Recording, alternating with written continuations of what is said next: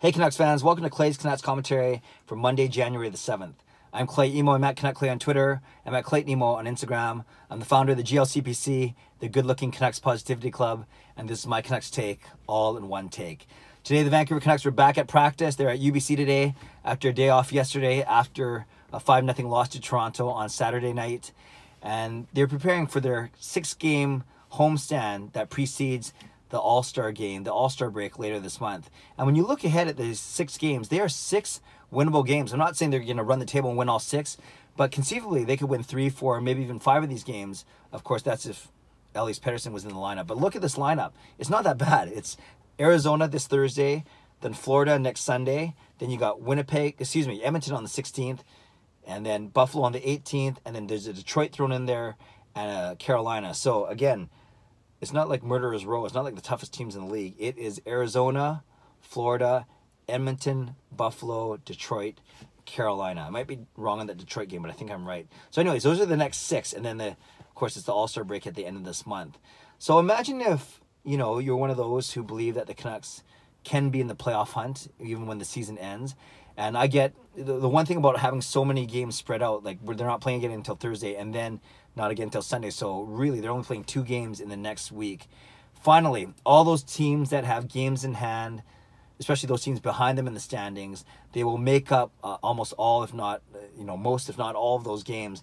And then we'll have a much more accurate picture of the standings. Right now, the Canucks are only 1 point out of a playoff spot because they are only 1 point behind Anaheim with only 2. And Anaheim still has 2 games in hand on them. But then you look behind them and you have the Minnesotas and Edmontons of the world who are only a couple points behind Vancouver, but with 3, 4, even 5 games in hand. So we'll know definitely by All-Star break, but even as early as the next week or week and a half, the standings will start to become more level when it comes to games played. And we'll certainly see where the Canucks wind up. And likely they won't be 9th overall in the conference. They'll be closer to maybe 11th or 12th. So maybe not as close as we'd like to think. But hey, it was certainly fun while it lasted, especially during December when the Canucks made their run. But they are in a bit of a losing streak. They've been shut out the last 2 games, losses to Montreal and then to Toronto over the weekend. And so a couple of things that stemming from those losses. Number one is Jacob Markstrom was at practice today, but then got off the ice early, probably to do some work, did some work with Ian Clark separately. And Jacob Markstrom had a very good December, as we know, got his game back on track. But he has been outplayed the last 2 games, not just him, his entire team. And maybe this mini break comes at a really good time where he can refocus. We know that Jacob Markstrom does really well when he plays for a stretch and then has a bit of a reset, both mentally and physically. So maybe this break comes at the perfect time. Josh Levo was also not at practice, still suffering from back spasms. And of course, we know Elias Pettersson wasn't at practice. Travis Green on the weekend said it would be 1 to 2 weeks. So as I said in my previous videos, don't play him against Arizona on Thursday and then see how he's doing. By that time, it'll be a week and a bit since his injury. And maybe you sit him out one more game. You sit him out the Florida game. And then when you play against Edmonton on the 16th, then that's almost 2 full weeks of recovery for Pettersson. Speaking of Pettersson, if you haven't checked out his 7-minute interview with Nick Kypreos of Sportsnet that they recorded on Friday, just after his injury Thursday night, make sure you check it out. It is a wonderful, quick-moving piece. A lot of fun. They showed some video clips of some of his dangles, some of his shots, some of his passing, that long bank pass off the boards to Besser. When he tried to go between his legs blindly and almost scored against Buffalo back early in the season.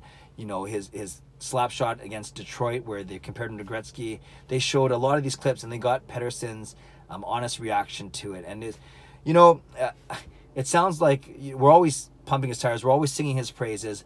But in Pettersson, a 20-year-old Swede, he is, at least when it comes to how comfortable he is with the media, how comfortable, using, it's ironic that I can't even say this sentence. I'm going to talk about how good he's at English, and I can't even say it. How comfortable he is speaking English, and just his skill set overall, just his confidence, his communication skills, and his skill set.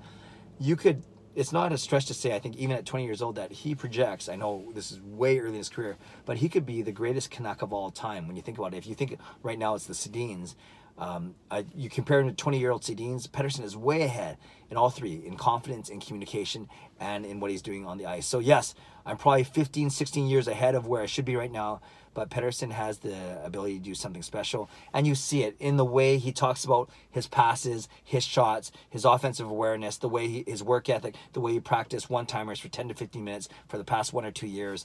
And even the way he's humbly saying, even though he acknowledges he's a leading point getter on the team, he says he doesn't want to be known as the best player. He doesn't want to be a standout. He wants to be part of the team. And it's something I'm sure was music to all Canucks fans' ears, music to Canucks players' ears, and that's why he's so loved in the dressing room. So check that out. If you haven't seen that yet, that's the interview, the 7-minute interview with Nick Kyprios of Sportsnet. It was posted on Friday, and it's a really, or posted on the weekend, it's a really good watch, and it gives you some more insight. It makes it even more likable, and not that he wasn't likable already, but I think you'd agree we have something special in Elias Pettersson. And lastly, just want to do a quick shout out to the 4 Canucks prospects that were in the World Junior Tournament that wrapped up over the weekend. Obviously, defenseman Toni Uttinen for Finland. Congratulations on the gold medal, also known as the Canada Heartbreaker, the guy who scored the overtime goal against Canada in the quarterfinal match. Then you have the 2 silver medalists from Team USA, Quinn Hughes and Tyler Madden. Both played very well, both very noticeable. Congratulations to them.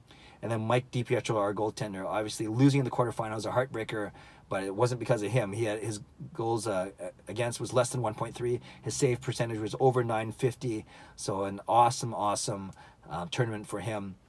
Gave Canucks fans a glimpse of the future. And wow, what a powerful goaltending tandem that will be if everything works out and you have a tandem of Thatcher Demko and Mike DiPietro in net down the road. 4 years difference between the two of them, so it's workable, and it's not ironic, it's fitting that we're talking about this right now because Thatcher Demko looks like he could start a game either this Thursday against Arizona or maybe on Sunday against Florida, whatever it may be. Both games at home, as we know. So the Canucks, they have these 6 games at home. Yes, they can make some movement in the standings, but at the same time, over the next week or two, we all see movement from other teams in the standing.